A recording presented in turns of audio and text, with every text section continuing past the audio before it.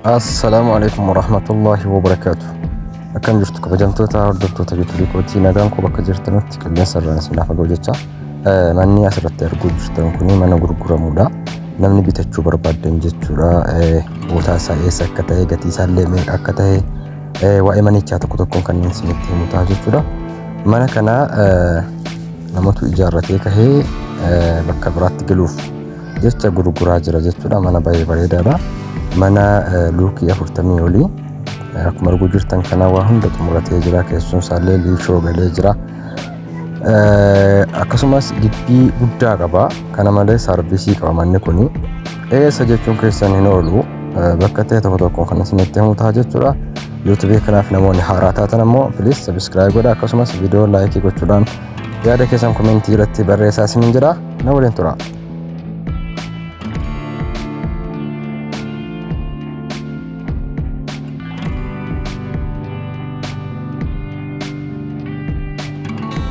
Kabajamtoota daawwattoota kiyyaa akkuma jalqaba isinitti hime manni kun mana gurguramuudha. Manni kun bishaan illee galee jira. Mana kifilii 4-3 qabuudha jechuudha. Bakki inni itti argamu ammoo Arsii Bahaati. Mana kana namatu keessaa natti ergee akka gurguramu barbaadeeti jechuudha. Arsii Bahaa Baatuu bakka jedhamudha jechuudha. Kanaaf namoonni bitachuu barbaadan lakkoofsa WhatsApp asirra jiru kanaan abbaa mana kanaatiin dubbachuu ni dandeessu.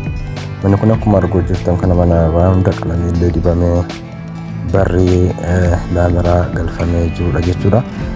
Kan isa adda godhu mana kana hunda keessa kana wanti adda isa godhu gibbii guddaa qaba. Kan sarvisii kireeffamu jechuudha. Sarvisii kireeffamu kilaasii 5 kan bolokkeettiidhaan ijaarame of biraa qaba. Kanaaf namni bitachuu barbaadan gatii muraasa gatiin isaa baay'ee dhiyaanaadha. Ammaaf 800 jedhameera gatiinsa. Odeeffannoo dabalataaf ammoo lakkoofsa WhatsApp asirra isiniif kaa'ee kana karaa WhatsAppiitiin abbuma mana kana haasofsiisuu ni dandeessu. Mana baay'ee bareedaadha.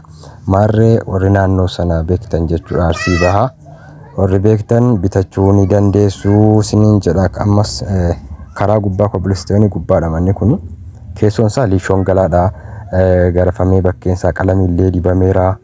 Kanaaf manni kun mana waa hunda xumurateedha jechuudha. Abbaa mana kanatti carraa qabeessa taatu isin jedha.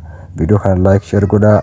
Odeeffannoo dabalataa odeeffannoo guutuudhaaf lakkoofsa WhatsApp jalqabarra isiniif kaa'eetiin jira. Achirraan abbaa mana kanaa haasofsiisuu ni dandeessu isiniin jedha. Sarvisii kilaasii 5 qaba kan bolokkeettiidhaan ijaarame jechuudha.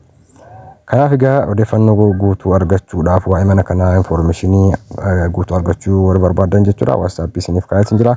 Achirraan haasofsiisuu ni dandeessu. Gurgurtaa hatattamaati jechuudha. Irraan hafinaa itti dubbadhaa bitachuu ni dandeessu warri naannoo sana taatan jechuudha. Viidiyoo biraatiin hanga walitti deebinutti nagaan naaf tura. Kana fakkaata waa'ee manaa wanti isin hin galle yoo jiraatu komentii latinaa barreessaa. Odeeffannoo dabalataaf karaa WhatsAppiitiin ittiin dubbachuu ni dandeessu. Turtii gaarii isiniif haa ta'u.